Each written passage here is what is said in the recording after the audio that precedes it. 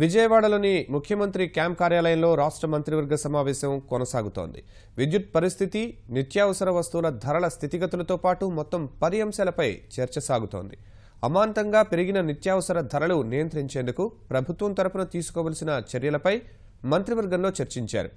తెల్ల రేషన్ కార్డుదారులకు చంద్రన్న సంక్రాంతి కానుక కింద సరకులను పంపిణీ చేయాలని నిర్ణయించారు. కడప జిల్లాలో వెరైటీస్ గనులు, రాయలసీమను ఎర్రచందనం నిల్వలు, రాష్ట్రంలో వ్యవసాయ స్థితిగతులపై మంత్రివర్గం సమీక్షించింది. ఇటీవల వర్షాలకు జరిగిన ఆస్తి నష్టం బాధితులకు పరిహారం అందజేత కేంద్ర సాయం కోరడంపై చర్చించినట్లు తెలుస్తోంది. కొత్త ఇసుక విధానం ఎలా ఉండాలనే దానిపై మంత్రివర్గం సమీక్షించనుంది. వివిధ ప్రభుత్వ శాఖల్లో ఈ పరిపాలన అమలు, రెవెన్యూ శాఖలో సంస్కరణలపై మంత్రివర్గంలో సమాలోచనలు చేస్తున్నారు. మహాకవి గురజాడ వర్ధంతి సందర్భంగా మంత్రివర్గం గురజాడకు నివాళులు అర్పించింది.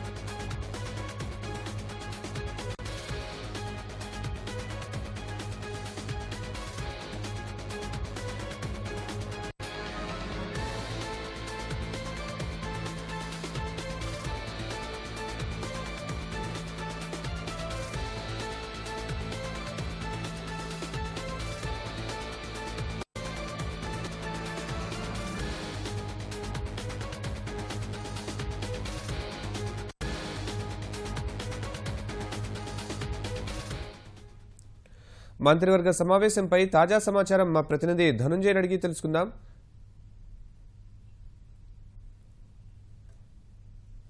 చంద్రశేఖర్, మంత్రివర్గ సమావేశంలో ఏ అంశాలపై చర్చిస్తున్నారు?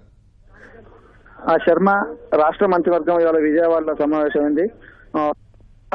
రాష్ట్రంలో ఉన్నటువంటి నిత్యావసర వస్తువుల ధరల పెరుగుదలను ఎలా నియంత్రించాలనే అంశంపైన మంత్రివర్గంలో ప్రధానంగా చర్చ జరిగింది.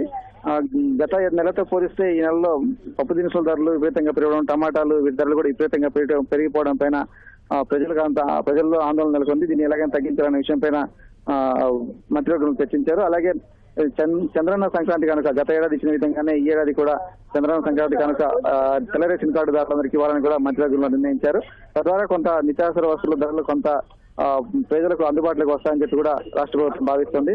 అలాగే రైతు బజార్లలో కూడా కొన్ని స్టాల్స్ పెట్టేసి ముఖ్యమైన సరుకుల్ని తక్కువ ధరలకు అందించాలనే అంశం పైన కూడా ఇవాళ జరిగినటువంటి మంత్రివర్గ సమావేశంలో సమాలోచన చేశారు. మరోవైపు రాష్ట్రంలో కొత్తగా ఇసుక విధానం తీసుకురావాలని కూడా రాష్ట్ర ముఖ్యమంత్రి ఇటీవల ప్రకటించారు. ఆ ఇసుక విధానం ఎలా ఉండాలి, కొత్త విధానం ఎలా ఉండాలి, గతంలో ఉన్నటువంటి విధానంలో ఉన్నటువంటి లోపాలు ఏంటి, వాటిని ఎలా పరిష్కరించాలి, కొత్త విధానం ఎలాంటి మార్పులు చేర్పులు చేయాలనే అంశం పైన కూడా కేబినెట్ లో చర్చిస్తున్నారు. మరో ముఖ్యమైన విషయం అంటే కడప జిల్లాలో వెరైటీస్ గన్లు కావచ్చు, లేకపోతే రాయలసీమ జిల్లాలో ఉన్నటువంటి ఎర్రచందనం నిల్వలు ఇంకా ఎన్ని నిల్వలు ఉన్నాయి, వాటిని ఆ ఎర్రచందనం స్మగ్లర్ నుంచి పట్టుకున్నటువంటి ఎర్రచందనం వేలంపాట పైన కూడా ఈ మధ్య వేలం ప్రక్రియ కొంత నిలిచిపోయింది. మళ్ళీ దాన్ని కొనసాగించడం పైన కూడా కేబినెట్ సమావేశంలో చర్చిస్తున్నారు. అలాగే రాష్ట్రంలో వ్యవసాయ స్థితిగతులు, ఇటీవల వర్షాల కారణంగా పంటలు భారీగా దెబ్బతిన్నాయి. ముఖ్యంగా రాయలసీమలో జిల్లాల్లో ఈ వర్షాల కారణంగా పంట నష్టము, ఆస్తి నష్టం కూడా జరిగింది. తూర్పుగోదావరి జిల్లాలో అయితే లక్ష ఎకరాల్లో వరి పంట కూడా నష్టపోయింది. వీరందరికీ కూడా రైతులకు పరిహారం అందించడం పైన, కేంద్ర సాయం కోరడం ఎలా కోరాలి, దీనిపైన నివేదికలు తయారు చేయడం పైన అధికారులకు స్పష్టమైన ఆదేశాలు అని చెప్పి కూడా మంత్రివర్గం నిర్ణయించింది. వీటన్నిటిపైన కూడా కూలంకషంగా మంత్రివర్గ సమావేశం ఇంకా కొనసాగుతోంది. మరో గంట పాటు ఈ సమావేశం కొనసాగే అవకాశం ఉన్నట్టుగా మనకు తెలుస్తోంది. శర్మ, ధన్యవాదాలు చంద్రశేఖర్.